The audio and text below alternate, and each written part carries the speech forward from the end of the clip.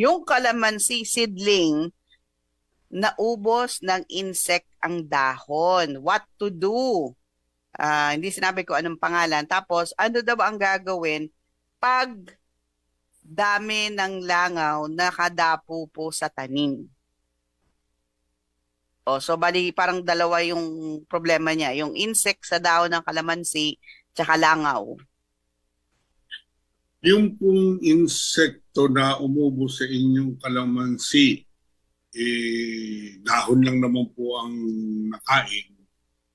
Kung meron pong nakain na talbos, mas maganda po, putulin po niyo yung dulo ng inyong, yung pong pinaka-usbong na dulo, yung talbos.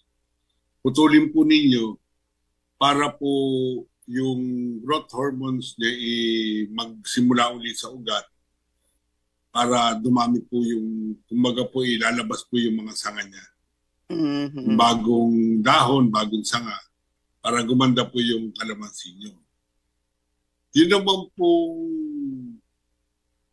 Langaw. maraming langaw na dumadapo sa inyong, ano kaya po, Tanim. ano po, Walang nakalagay, nakadapo lang sa tanim. opo, maano po talaga yan, medyo ano rin po, nakaka-bother din nga po yan. Ako naman po, ang ginagawa ko po, ini-spray ako lang po lagi ng tubig.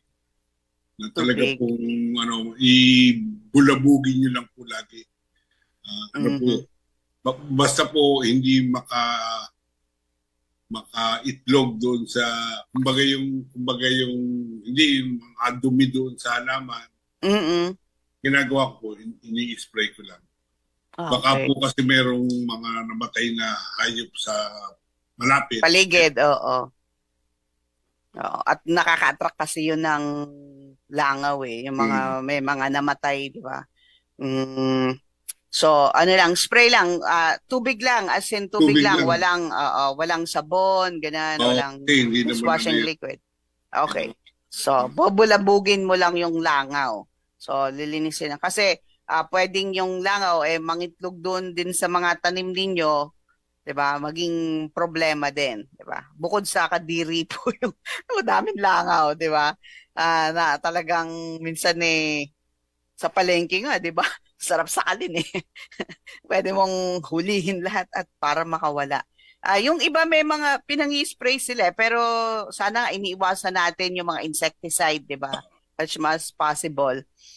Kaya tubig yung pinangi-spray natin. Okay.